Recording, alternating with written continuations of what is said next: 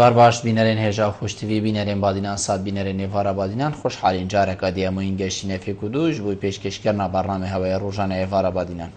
بینەران وەکوی نەزانم کە بەرنامە ڕۆژانە تێتە پێشکەشکردن با ڕۆژاشی دامڕابی میێڤانداریە کەسانێکی یان چەند کەسانە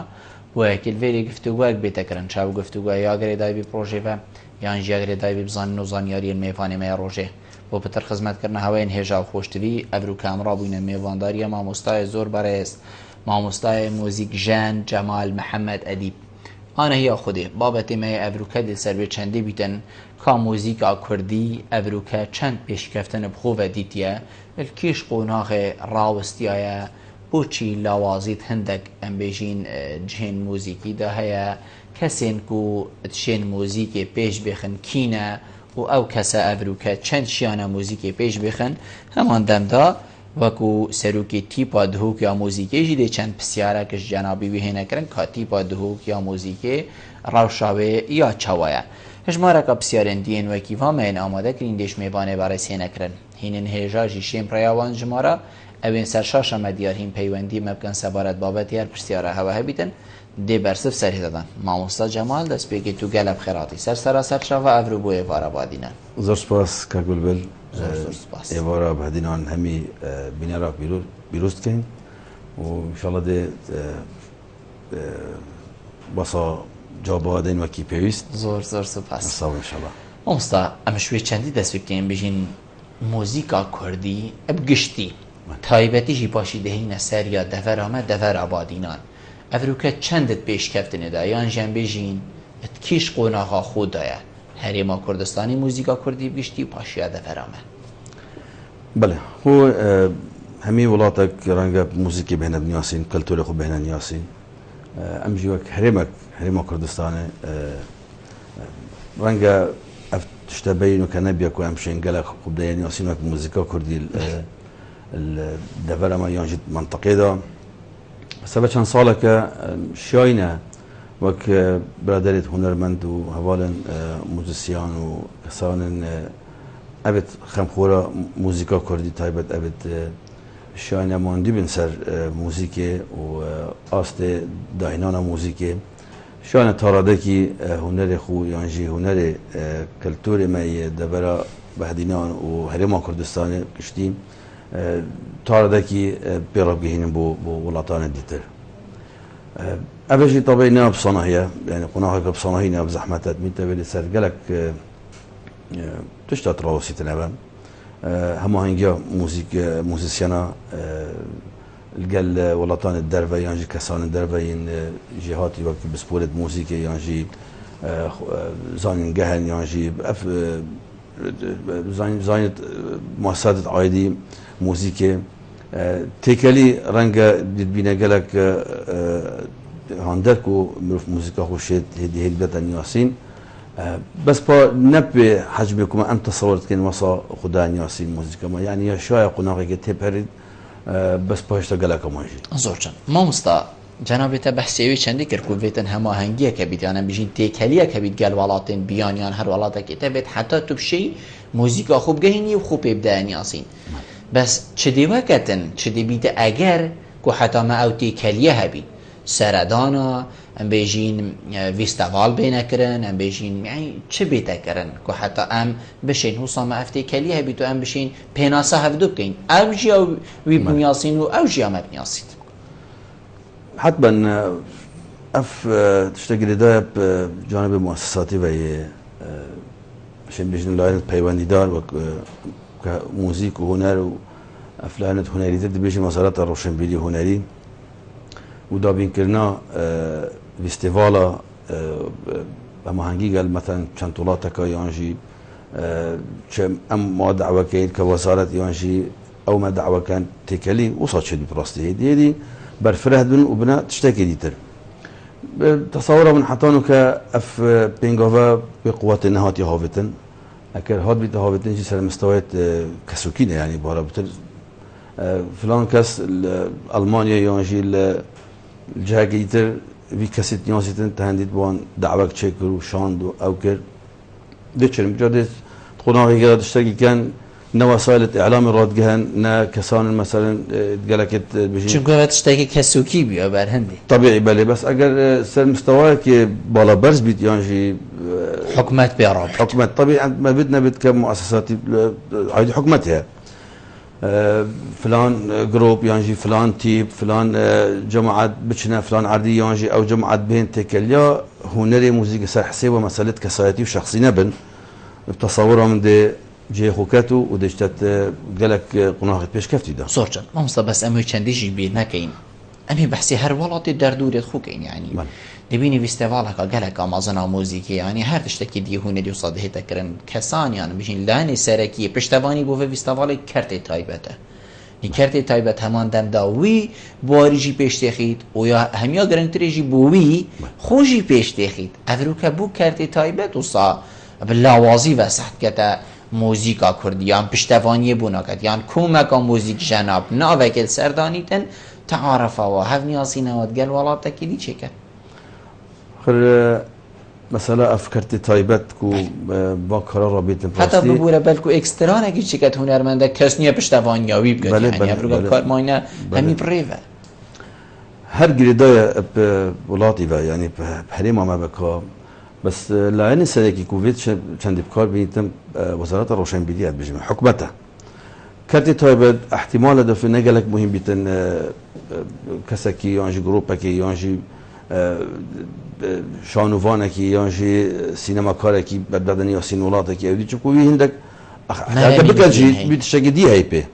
يعني مسألة او نهنرمنده او نلا هنريه او هاندرجه بازرگانش نیش که به احتمال علاقتك الشخصية يانجي كذا يانجي دوستران جارك يدريش نخال الجهة كت تايبت بو هات ياقوتن او كر دي محاولة كتن تحفيزاوي كتن تشتاقي كوبشيد مثلا بس بو ارضاء شخصي هنا المندي بكتن بو تشتاقي بكتن دربه بس كبشي وازعام التصور من اركي وزارة الروشنبيلية كحكمت دي بيجين شين تكليت باشو جانو قوتو و بسیارش بسپورا بکن افت غلط کلام موسیقی کدی ام بحث جار موسیقی که تو بابت سر موسیقی نبیت مثلا از دی هل بجرم ای هل نا بجرم ای نظام دچلی کم چلی کم اول سر مستوى مجموعات بيد احتمال امزاري بكي ما صندين و اما وقدهوك از من شجره ما نديت وقدهوك وقدهوك هنرمند دهوكي قالك ضعيف تصوره من قصده درفه كدي بو فيستيفالا كموسيقي يانجي استراني يانجي تشكي وسط يا هنري ملي نابجن باحتمال درجه وبين هديت هنري ملي يشو جماعات ما تشبو ايراني بيت تشبو ولاته جديد بتجي اوروبي يانجي عرض جيتر بس اوجه سوت قصدني يا كيما اگر ام براورتين قال صالون بيش انه ك ال 4 سال شوي چون عندك جرى اكبر جماعات ديفيجن هبدري چون رخي دربه اوجه كو چون كي هاندره و بيا يعني استظن حتى انه چون واش بويره تصور من كراغاندن تشتي وصم ندي قالك سرقدي براستي يعني تبيني رول الراغاندن رول كي جرنج ابو بيش خستنا موسيقي طبيعي موسيقى كردي هكا راغاندن يعني جزء كجريداب هنري يعني هكا راغاندن نبيتن ما از كمان هم ولدم هر ديوار وكاس نزانت وكاس طبعا منقد اسم طبعا راغاندن نكم بيت كاتشت كم شنو كم وبلاف كتن ما شو خلص زانتن زورا جرنج مثلا دينا شو برادري سليمان منها عصفي كمان كاكدلير شو لقي قال لك عملاق قال اوكسترا كا الماني بريها ما كما تشتكي قال لك جون شكل استران رحمتي ابراهيم خياطب توزيع جون عبيدين من بسياره يجي من قد راغاندني شكل يبوتا من قد افشم نديت يا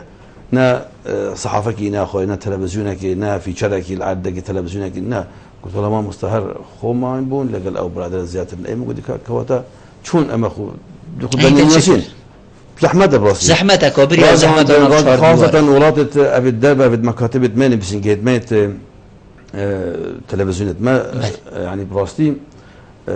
مثلا موسيقى وشكرنا باستيفالا وأبي شو صار مفروض قال لك نجي خب لك أنا خدان والسبراوس تنجي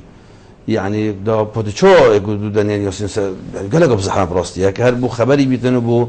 أفهم هنرمندهات ونظام شكر وشنك يعني يا ضعيفة بس سكت شكل جان در بخن و سبراوستن و تقییدک ریپورتک مفصل سد بريخن رنجة مثلا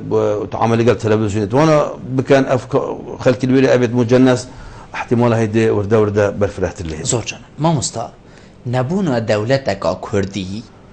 بیت اگر که موزیک پیش نکبید یا کردیان جی افتنی تشتکه ام بخو قناعتی پیچید که این ما غصا کریت میشکید خدا چنکو بلکو گلک والاتین دیجی گلک ام بیجین ملت هبن نه دولت بن نه والاتین سر بخو بن بس موزیکا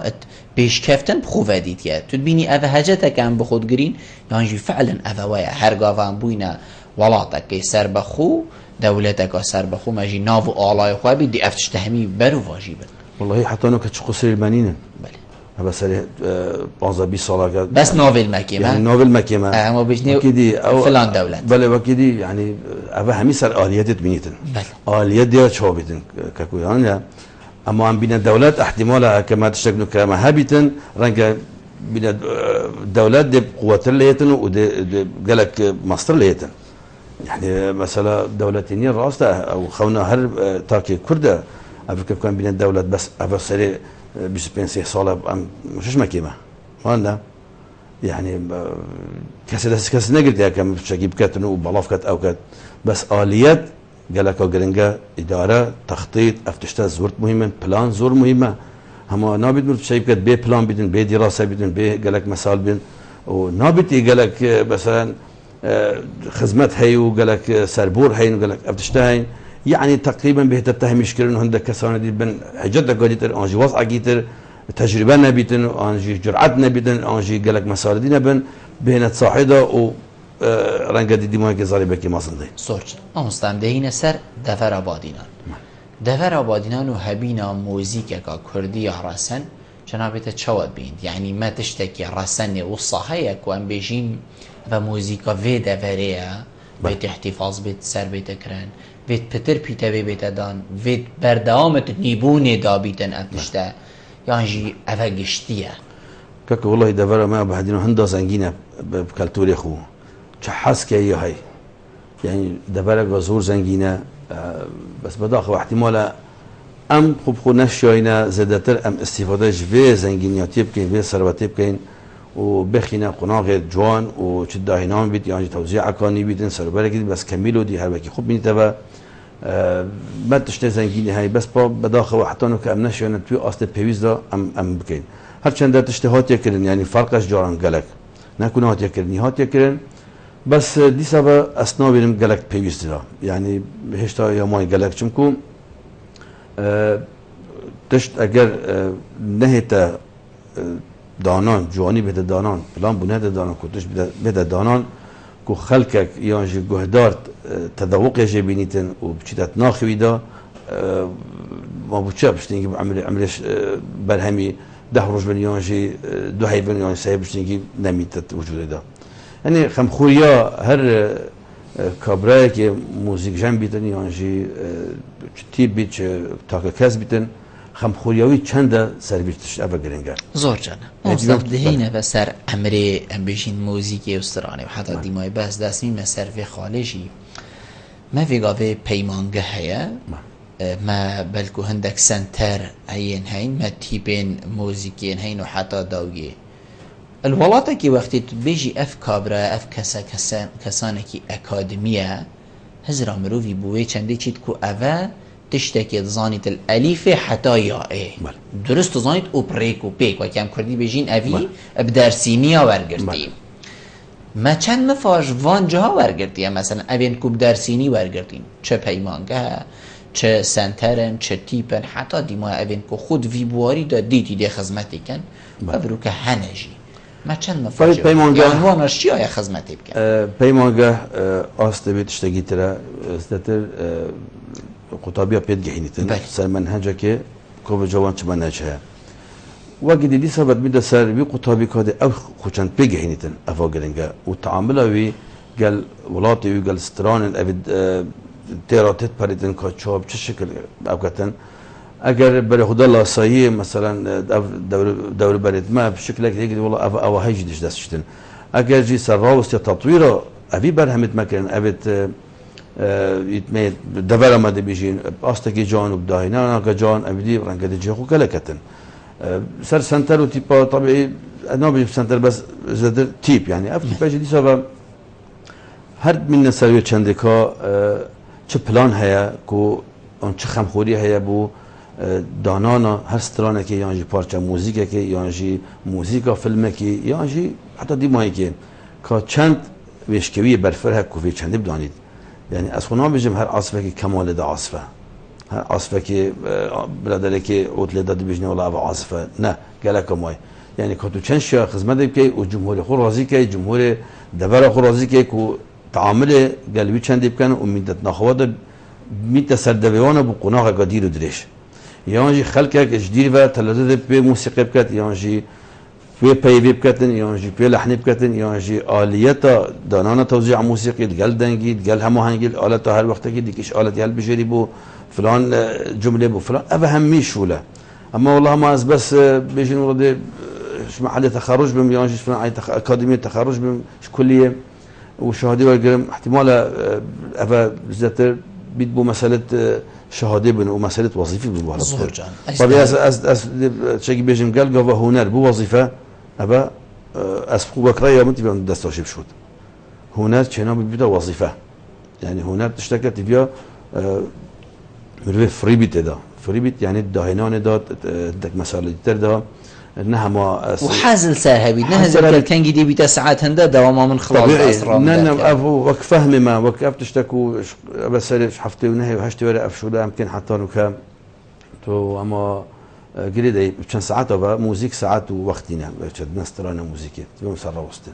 زور جان ما مصا جنابه بحثي هندي كر يعني دما مروف تشتكي جهلت بيت مروف حسكت مروف بتر جهلت بيتن يعني مروف دي ديف تشيتن يعني افين بري يعني نافين وانا قالك حقت مروفي نافين نافي كي بيجي الخاطر اللي دي بكت قالك كسنه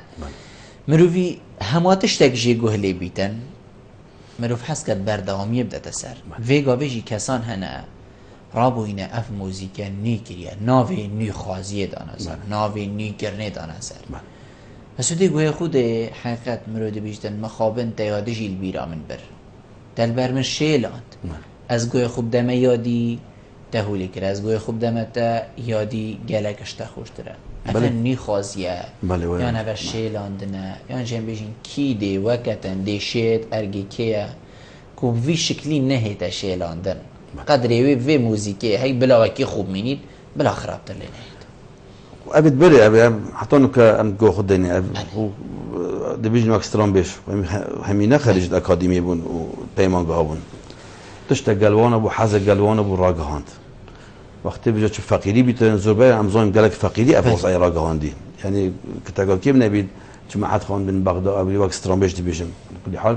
بس حتى أبوكا بيتأمل استفادش هنري وات كين أما أمرابين هندا تشتغل نيكينه وجر تحت أي مسميات وقت بيجنا جر چناوه بيتن و أس نظام بتشوه سر دري قال كم وفيلي سراوستم وراب جينم والله احتمال دي غدري الخوجي كم ودي الملتي خوجي كم ودي برادري كافنجي كم يعني أوراسيا بكاري سكا مثلا تبيهم لبس براوستن هل تشتكي دي تشوه در حقيقة در كبيتن بس بوريا بشهر الزايا أبنها ما أسخ دي بيجم أس خارج فلان عادي ما أنجي فلان جيمة دي رابم هو كما خلاص والله ما متحمل اشتك جبا جكر نه تذوق چنده ده چه وکیکو خلقك هنر ترازی بیدن چه وکیکو تشخوش خوی رازی بی تشتکری اما گرینگه تو دیشی چند جارا گوی خوده طبیعی يعني چند جارا گوی خوده سه جارا گوی درکب دیمرل بوتاجی چه بیت آن نه مثلا جاران تشتکی چکن احتمال ام نه 10 جارا گوی خوده نکا مشکلات کی را بهای مثلا غدر برادری که بنبیت او تشتما بیش خود بیش ایمانی کیه با و ام دي سافا غادر بوه ملاتي خوش نكن تشوف ملاتي خوش نكن بينار كان كو والله بيجن والله دو تشتتين اند بيجن دستو بشكن اونج صحته خوش وانا بيجي ابا هي مساله تذوقي قالك وشهر الزاهي احساس قالك موسيقى ده انستران ده احساس حس قالك وتذوق قالك التعامل جي القل في بابتي يعني تشينابتن يا جريداي بيت بسقف زمني يعني ابند شتين تبقى وقت بنابت الموسيقى وقتنا عندك مسألة ده هنا يعني جاران أوستراليا بينو كوقت متخالد تصحبت كاستراليا حمكي والله تصالك الدرس أوستراليا ما تسجد كر إكسال خدي وكيلا درس شو حتى أوستراليا ما تشكل ولی هاتی خلقو هي خبدتي الحمد لله يعني هات خالي وخلق جالك جاني وارجرتو وطيبت أو كشكاكو من دستشان كده كو بيجيت كو أو فترة قادريش وأسيبه مكادكيش دنجال بجرم كير بسترانه بيت يعني تقريبا 3-4 هيك اسماء بيبيان ده حتى بصدفه من او كتشوتي خاتنانيان او خلق سليمانيه التعامل قال كيلي ودنجي خوينا بمقوتو هذه لحد ما جرازي بوم وابد استماد هابوم ومسروا وسيانو خدي بو بيبك من سليمانيه جارك اينا بري حتى بيبا خد بولا كيلي كوباكي فونتيكا ما بيتن انا وكي فونتيكا هذا زوره جرينجا وجاب راستي همي دشتك يجري ده بسر شهر زاي بداينان بدر سوزياتت او شده تتكي بو چنده زايدن تيم الجلتا او تيم الجلمريك او چنده خم خورجي هي تيمك تو بيجي تيمك ورن ام دي صالك ودي بس فيسترانه فبين كادي چواشت وصاد جلتا بين تقبل يعني همي بيت خب دان تجهيتا چنكو تو چنده حماسي بالضبط بل هاني اوه ما بوچ دي بيجين افريكا دانانا جروبا براسيتي بسر اساس تعاملها مشكل قالك بيتن افريكا قالك ابو زحمته اما زيد بيت قال عمر بيت قال زاب كي بيت وبولي هاتي ارضيقه بيدا بي قالك انا باش يعني خاصه بحساسيات موزيسيان قال لك الدهوكي خاصتي بما فوق عقدك مزرعه شكلي في المساله ده بجاري يشايا دربريتن ابيت كيفن كو موزيك بيت استران نيكن بريار يا خلقيه بريار يا بيناريا او دشان بريار دتن والله يشابتن امش دست خوشیدت کن بوشودت باشتر بخاطر یه شابتن جی آنجی لوازک دابتن حس کن زیاتر هیر بینید بابتی دب کده و چونکو اوا دمینید اوا صبایی دو برپسیار برای چنده زور جان ممسند و پیوندی واری اینو وگرینه ده کاک عبدالله ایوار باش الو ایوار باش کاک عبدالله الو ایوار باش هانی باش سرچاوید من کرم کبرا بله خدمتتون میکنم در پیام رسول تاوری ابروسیان زور سپاس فرمو برا بله من ویرادو بسیار بهانه کرم که بله بسیار که بودی موسیقی جنینه ده یعنی بوش یا ریکل وان کسانای ده گفتن یعنی عندك از دهن هیچ بروانه ما یکیشنیه جربت موسیقی جنینه تنو عند حبت مرستامه که خوشه که لیوار ناگریتن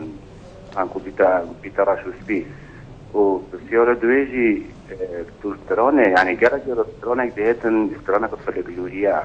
یا سد بیمنه که سیناریو که جلال با پیشکتی یا ها یا کلیپ کردن یعنی سیناریو یا کلیپ ناگهده که نشینه کرابل افترانه یا فلفلوریا بودی سیناریو که کردن بیره تمارد به افشینه بلکه بشن کلیپ ادمجی همه بینه رشت بودی کتا چرا ده وزارت روشن بیره ری کلوبان کساب بگیرید که هر کسی که نره بید بیشتر از در این ندم بله زور جانه ما سر آخر بجی بس پلا پاشی ما مستقبتر میجن رون کرد نمیده سر ما پیوندی که بو کی بو لاوا ایوار باش لاوا ایوار باش لاوا الو کرم که الو کرم که سرچاود من لاوا فرمو دنگی خوب بلند که زور سپاس فرمو از خودت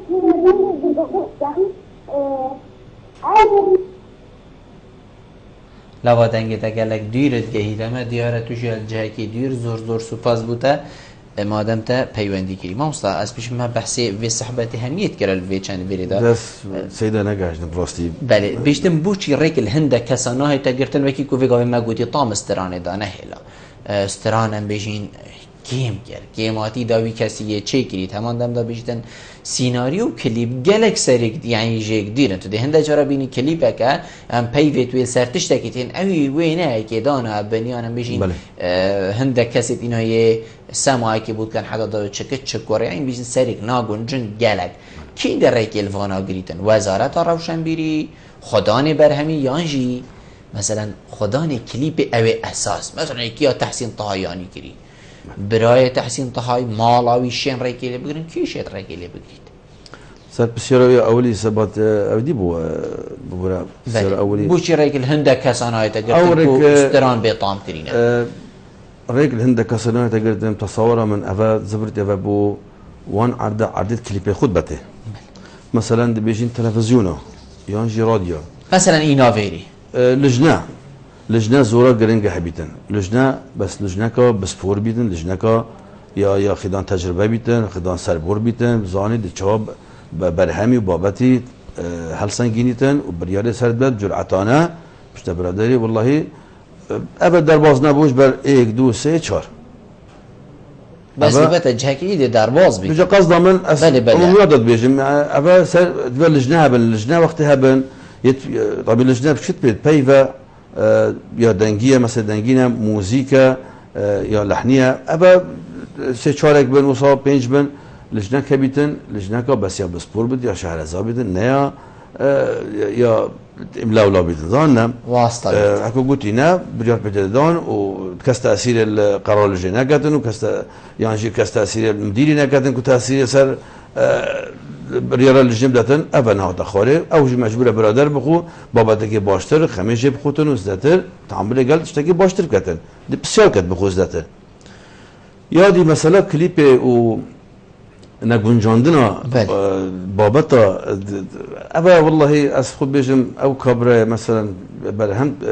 كت كذا كليب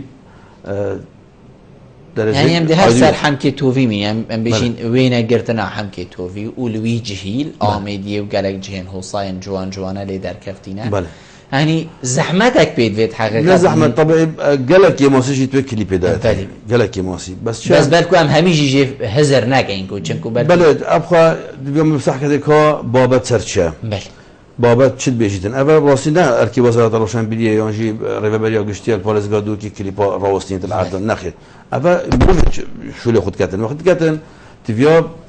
دي سون بيريب كاتن يعني بابت حمكي كمان مثال هاد مساكل موضوع حمكي حميت منطقي ربا عردي هم شنو كليبه انا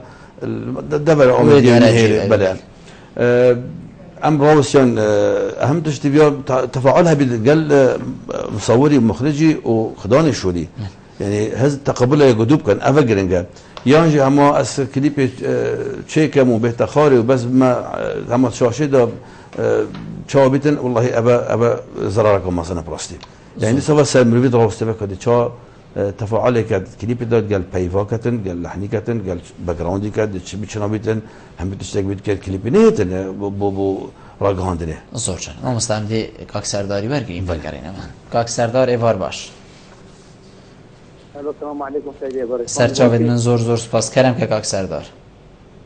گرک باز دسته که از زور سپاس شده و پدرامون تشم و میگونه که زور بریستم زور سپاس فرمو برم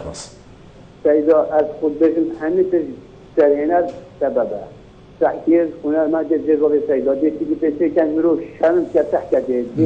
بری کامیل دادا جیدی که قرآن بیت قرآن پانتاری خودی که سکی این تدیدا یا بسر بر یعنی تام تینینه سیدا تینینه بله ام داخلش درینه دیدن وقتی اگسترامه جگت بمکیلی بگیشه کرد ایشونه کرد کودزه کلی پیشه کرد حسن شریف تحکی به کلی بگیشه کرد کلی پایی بدلی سه برهمانه بله از ام داخل باز استرامه جاد که وقتی کلی پیشه کرد سیدا کود شخصی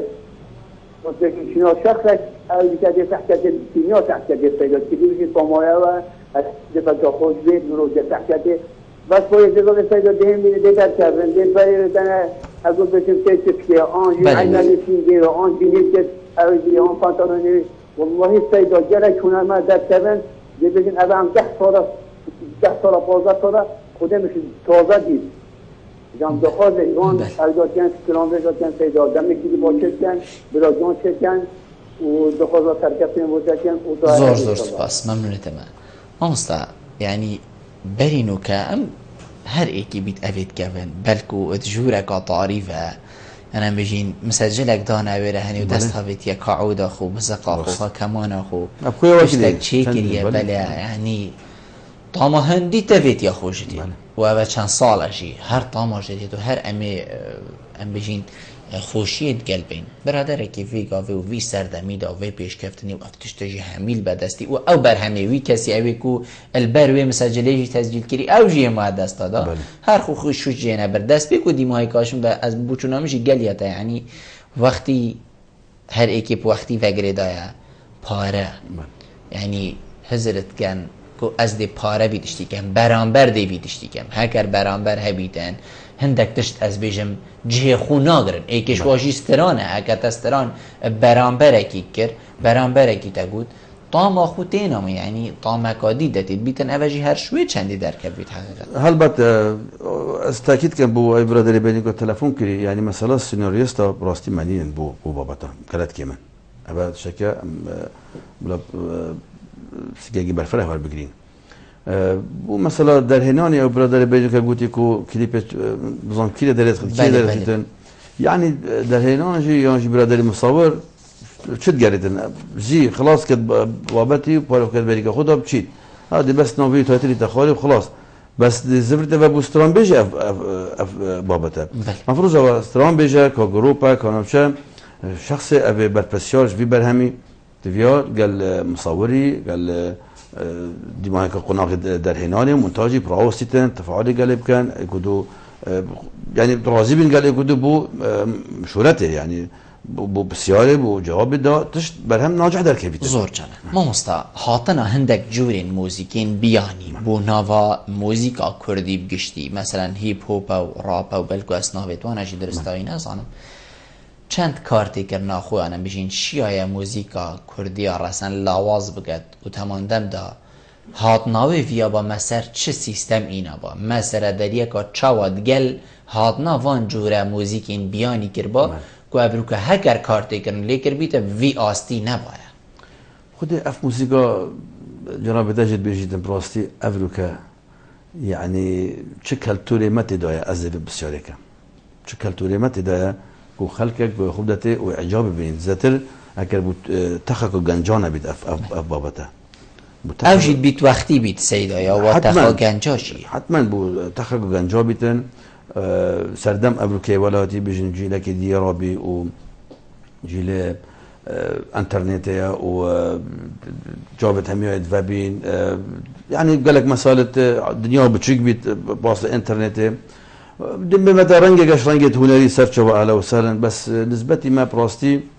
أسبوعات كم يعني وقت حسك شخصية نسبتي أبرادري هوبو وان مسألة كار بينيتن بيت جمهورية خوشة بس جمهورية كم هبيت يسار ويستايل زدترنا بس زدتر تبي مروف خبزانتم مروف كيا ومروف الكيريا ومروف شات تبي ولاتي دا وما تشهيا تبي أم بيش بخين يانجي خوبي تشتي بين ياسين اصلا او جور ستايلي ابي درفيا رنگا دي درفشي سقط كينام ما ازم ام كارنا این ام شگیری سحكيني باشتر اما وقت رأينا شخصية سقط كري هم يواجد طبعا يا رأينا شخصية ام سحكينا الشگیری تر باشتر او كين تصور مزي باشتر ما مستحب سر رای ام بجین کو من اشیا ام بجین بو موزیکا خوب درسته هی کار کن لی بروکه خلتك بلکو استفاده ای لیب کد او زنگینی موزیکا کردی هی بروکه بو هندک خلکی بویا جه داهاتی بیانم جی بجین بویا جه پیش کفتن و فخره کی در ریگریه لیگد موزیکا کردی رسن نهیت دزین وقتی هاتا دزین محاسبه گلب کد دیفچونی گلب کدن یعنی هکر یا لواز با پاده بو چی خلق دزن غير تشتكي ده خوش يكاد ده لا ما ابرو كبيشه يعني عربه تركمانيت بد عربيت بدن فارسيت بد بلكو غرب جي وحتى ديما ابرو كبواجه هم حركه ترخكي ربي شكيت بتو مستفيد بيتن نبونا يا صايا نبونا يا صايا بله يا صايا كغريداي وان بابا تبا كده قالك ولاته خصها يعني هر ايكي موزيكا كي باتن هما بيشتي حرج بله كبرادرك دي شركه كده دي دكانه كده جيرنو شركه معينه اوروبيه وسط موافقتها بيتر وصلنا يعني بشكل اوصام سطحي سحكينه بس چونكو تجتمع اما تيتا بلا بكرين اميتشين مثلا زوربي هنرمند ما احتمال يچنا اسطنبول ان انقره انجيكيه يستران تومارت كان تسجيل كان او جي عاصف زوربه احتمالات تركن انجي كردت ما توري نبي تعمل قالت كان حتى استران كي شت كانت بده استران دي بخوجه شي كانوا او كانوا ديو وكي خورا جهينك وكي خاطر جاندن وكسبسيال نكتن افهموا دي بلافي دو شي دو ساقه بتوصل بس هكا يساك هبيتن البرلمان درشيتن دي سبا دشم بيش مجارة قديش أفسح بدا ما كبو بري بل نحده صلاة كنت شكي وصاب بابا تكبو كل برلمان قانون اقدر شبيتن دا اوانتش دا پارازیتن بس حتی نو کسر نگید یا تصور من افتش هر دی برلای منیتنو من ترویل بجواک مسئله شخصی شو بلکه مثلا برادرك استرانا تحسين طيب بيجي رحمتي بالشكل كده بيجتن عائلوي بهمي شكل يا برجري ما خود كان بابي وانا استران راجعاندي بالشكل عم بشكل جيتر يعني بتصور بعد كده ولا دي زيزي كسنيري استرانا تحسين طيب بيجتن كبرهم دي بيجم ككليب عن كبرهم بيتن الا بموافقه مولانا بيتن بجا هر کسی که وصلك شخصي خل وان جوره برهم وكره خد الرنگ دي كين بيتن چون تجربه سر هين بينو كسك يعني كدو مثلا ياساي ومحكمه ودعوه ومحامي وسنديكا هنرمند الهبلري بابتك وصل شيء ببو سر موضوع معين يا كذا قناغ ياساي دي ما حسن بو طرفه اول لا بجا اگر قانون هبيت شرح حكم در كبيتن دم مفيد مطالبه هر دوله تقابلن هر كسك بيتن هر عرض بيتن رسميا نش المفاتحه بجهه كان دي بياساي قلاوين زورجن امستا ما بلکو ام بجین یهان خلقه که و حتی دیمای مجی تیرا خوان حتی راده که مفاش هندکین چوی ورگرد ابین کو ام هیلاینو چوی تو بجی وقتک بید جیله که دی مفای وکی کو مدیدی الین چوی غصا مفایل کسانم وی وقتی بینن موزیکا وی وقتی اوا کو هی کو بتیتب کار اینان اوجیب کار بینن بجن اول فلان کسیه گوتی و هنرمنده که حسابو بله يتهين حتما او هنرمندتين اشتكي جان دانايت اشتكي دهينانا جانا كريم خوبا باستيان يعني يتماندي بين سر وان برهمت او تشيت كان یا شراخ موزیک بگیره شراخ پیوی بگیره شراخ آواز بگیره شراخ کلیپ بجی يعني أبا شن بيجي تشتك توكل تشتكي ده ما بس مثلا موسيقى أنجي دنجة يانجي لحن يانجي بجا يتهين والله ده جيلك دهات يرانج ده جالك صوت من بيتشون كسا تجرب بيتن يانجي سترام بيشتاك كسيبن يانجي هر حال يعني ده ما هبن أبتشتا بو قناة ودي كو استفادة جيبك إن شاء الله ما مستعمدي الفي دم ماي هي نسر تيبا دهوك يا موسيقى چنكو جنابته سروكي تیپه تیپا دهوک یا موزیکه چرا وجداد بورید افروکه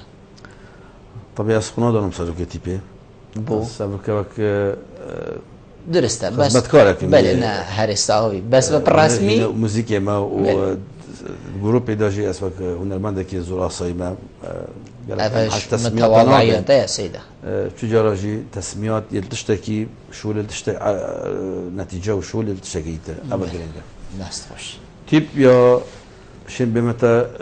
ديف قرار وزارة الدارية هيفا تشاربو ديمايك هيفا تشاربو يا راوستياي بارگاه نمايا أجهزة أو تشتت ما كار بيت كرن وان أجهزة متواضع أو شو لما بيت كر همية تاتينا راكرن يتشوينا بجا أساسا تشوينا دائرة موسيقية تشوينا هولا محمد عرب الزرابي المهم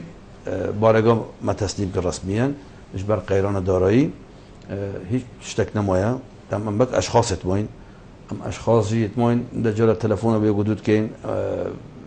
سر دلیل کی گله حدود کن جای تری نخاله صحبت دکه چای بخار نکه بابت که هنری موسیقی گفتگوی سر کن یاد به قیران دا مت بکشه دا راستی مخابن يعني تيبا دهوك يا موسيقى الدهوكي يعني الشين بجمتا وكو ناس نافك يا بودهو كي افرو كهولي بيتها تنابيني افا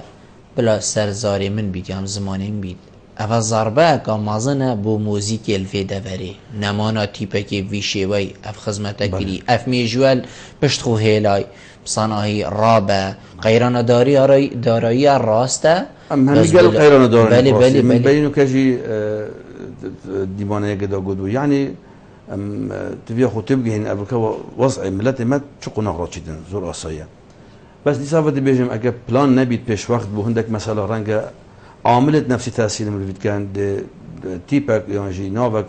تيبك يبدأ كده بيتا ضحية قالك مثلا وبجي عاملت نفسي تأثير العاصفات كان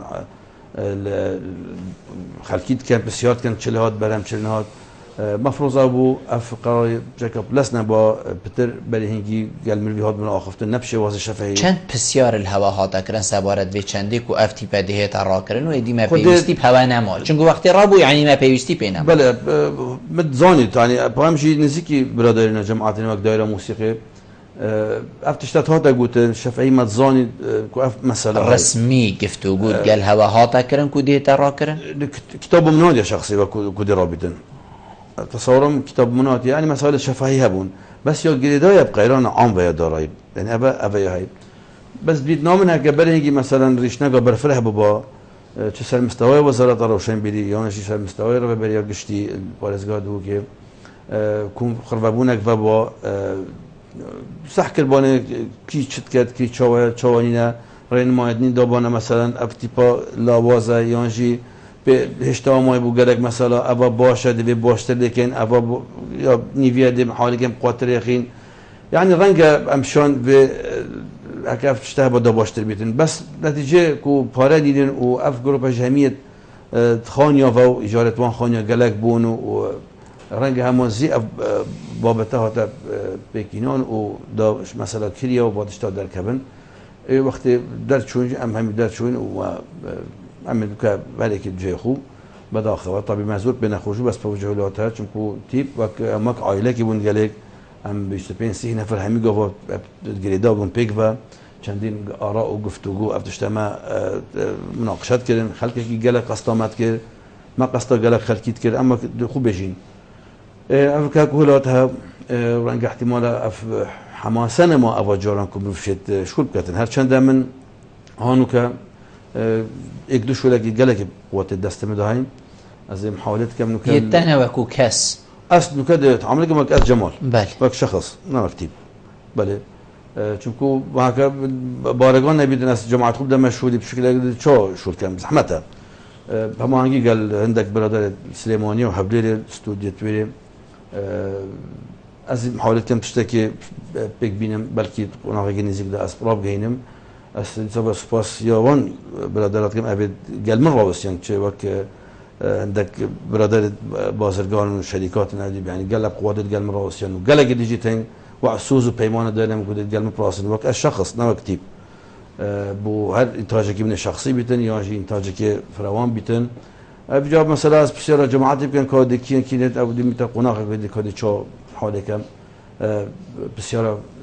ویبرادری کن ویبرادر جماعت ما بین عربت کردن درگه بکیه داجی به مسئله دی اخما مسئله که یعنی برفره و گازیاب کن زور جان ما مستعد بینی کو من پروفیگا وزانی کو تیپا دهوکیا موزیکی نمایا و افسر دریاد گل هاتی کرن تبینی اف تعاملا ویشی وی سر اساسی هندی بیتن کو کارت هوت کیم بوینه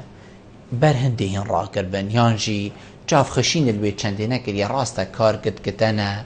بس او كت كتاجي نموننا آخر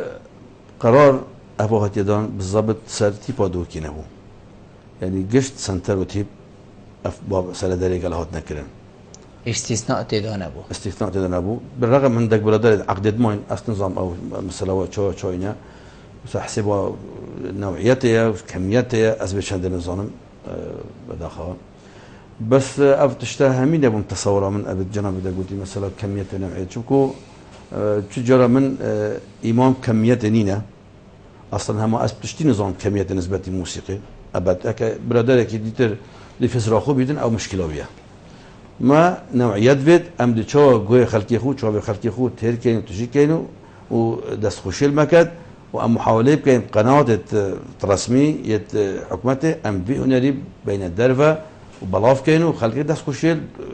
بابك الدرفه جي وخب دنيا ياسين بولاد الدرفه ابا جرينكا اما يا كميه والله ام تشين اسبوع ده يوم 15 وجدا ام دوبر هم قالك واي وكري قال بس ابا نمكريا ونا كم جبوا مستقبلي وان شاء الله سبيت ناقم شو بس بابش موضوعي خلاص مسألة يعني بنواز وقطاطة فيديو أسنشم كاركم شوفوا موزيك حسة استراحته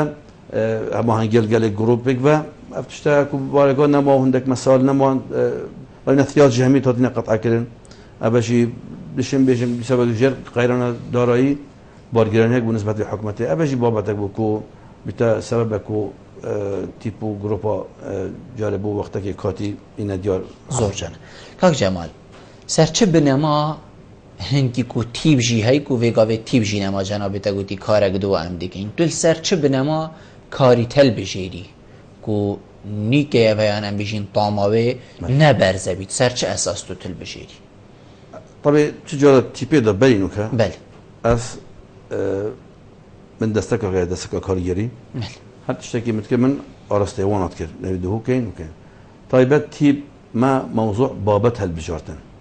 يعني بابت بن نهما تشتي بيتن مرفقة برهم وكليب كت بنت خالد بابت ما يعني بابا حمكي توفي بابت بو يعني أكد ديب شيء أبا همية بي بينك واقع بو فلانجي مثلا استرانا رحمتي سعد الله بامرني رحمتي أبا أفيني بله أو داستانه كي يقولوا صالح حفتي وشار الدهوكي والمنطقة شر أبدي نانا استرانا تشر البرشلا ملحمك بو دي من نقول بيش رحمة يقول بهاري استرانا شهيدك بيناف أبا برادري تشكي كردستان باكور أبا كتباش جوي خود شهيد تشار باش كردستان واقعا جي أبا بي نانا يعني منوف دي بابات تقريتن أك بابات بيتن سبراوستي تعامل قال وزنوانی که ایجابی تعامل گله که بیتن رنگ ده افتشته ده احساس بوده یا موسیقی بقواتر یا لحنی بقواتر یا توزیع بقواتر ما که یا کلیپی سر رازی داتش بلاش نشتن بجا اول سر مروید میتوه یعنی اساسا ما تش سر بابتی هد بجارتی و بیت واقعا تشتک و بسبب جیلک جی استفاده شوی برهمی بکن و برهمگی والا اینه اف برهمین وی دیمای کو جنابتا گوتی دی آنه یا خود و دما کویت بردسته بر گوه داره و حلقه کی چه برهمکن و یت کینه تو نشی رون کرنه کی بدن سر چون برهمک بیژن هشتا چه نبوه بله وقتی هنگی ام تیپه من نیوکا شولی خلاص کرد بو استرانکا رحمتی اردوان زاخولیه بله طبیعی است ایکش معجبه دنگی اردوان زاخولیه راستی امشي بشتي من قلب وانا اخفتي من موافقة مولانا ورقتي تلفونيا ومن قال شاعري جا اخفتي كاك حكمت ملا ياسيني الاكري اسكت مشولي نيفا قاشولي بكر ابو افتشتهات شو الراوستيا شو القلم طبيعي طارد كده القلم از هي ان شاء الله مزيد خلاص كم هردي سبع اوجي موضوع على سر ولاتيا وسر بشمرقيه وسر اخيه وسر نتويه ومسألة زورجان يادي سر دولة بونه بو دولة بونا كردستان كو أبا مشروع مو يبري 2 سالة من قال برس دكتور بدر خان سندي آخف بو أف بابتا بو من شعر فريكر أف موضوع عجيبة يبكوتا إيناي يعني سيق ربع شهودي بتم خلاص كريم بس ما باختيار الدنقا بشكل لكي أنا كريتر اشكالك ابو نسبتي منه دكتور بدر خان سر دكو بيفادا رنجا تلحني دا بجا اشتغل معلق جارب و بابا ده جديجي هاي هر وقت بارچه موزيك دي بيجي من فرها احتمال دي بيجي بكارينين ام بيبقى ابي تشتري وقت تاعك اس كار بينم استني دي في بوچونا جناب تبرگرم ده کار کری ادگل وکو ام بيجين حکمتی پشتوانیا کری و حتی دیمای کاچ پشتوانیان حد شکر بی چنه کر بی وگاوه جی جنابیت بجید هنده کمپانی نه کسن دهاری کار بن بویه که افکارت بردوام بنو بجین پتر پیته بی بیده دان تو بینی دی سرکفتنت کیش که دا بیدن با سرکفتن هری باش دی توی دا بیدن اوید که حکمتی چکرین یان اوید که کمپانیا وگاوه و غیرانی دا که خول و کارب کنه خدانو بشین شول کن طبيعي اس دستخوشيل وسائل روشن بيدي كان وريبريا اشتيار روشن بيدي كان بينو كاكو تقسينك بالقلب او ديف او بوجي ما هدي ترخان كرن بله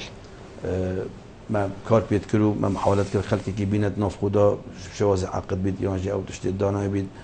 نوع صلاحيات ما بون شرب بري بينو كاك عادلك وام تصرفك كينكو بس امشي درباس كين شوري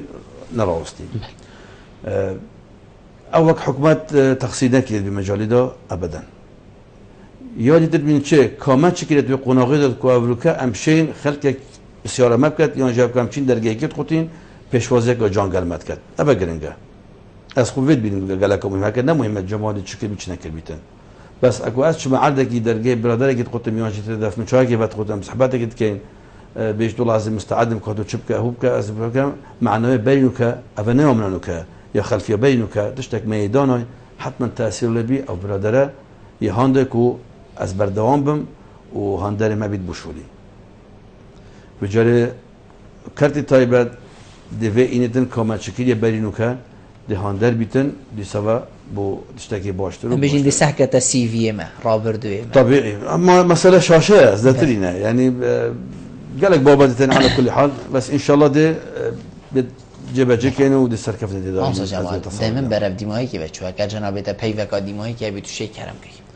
والله پیوکا من ديماهي كي اس سرسالة 2015 الهمية خلقي خو بيروست كم 15 اوام تدانو که یا 16 ان شاء الله دی سالا خوشی بید و آرامی بید و برفلهی بیدن هریمان کردستان عمدش وان غیرانه درک بید تپریتن و اسبق خوبک جمال اس بیجم کو صباحی آخر روزا من اسبق تیپا دوگی دابم از دی استقلال خودم دست بکشان کشم شو كواز التفرغ جنبه اولا شو اللي تخيت قريداي خزانه وعائلهم وعيالهم ورنجا بو قناغ ديتريت يعني نم گنجا قالك اس شو اللي خويا هنا ريبكا بله مامسا جمال زور سپاس سپاسيا هوت كم وكنال بهدينا صاد كم كنال كي براشا سپاس یامی برادرت کم اید مادی بن گل مال بیرز سپاس به هوکر زور سپاس جناب تا کو تو میوان بو گل ما پروشتن گل تا جه سرفرازی زور سپاس بله بینرین هجاب خوشتوی و چند ام گشت ندیمه که خلق افریقا برنامه هوای روزانه ایوار آبادینان هیوید که ممشه بین پیچک خدمت هوای بارز بکن تا موهین و خلق کادی جر چاودیری خدای مازن دام خاطره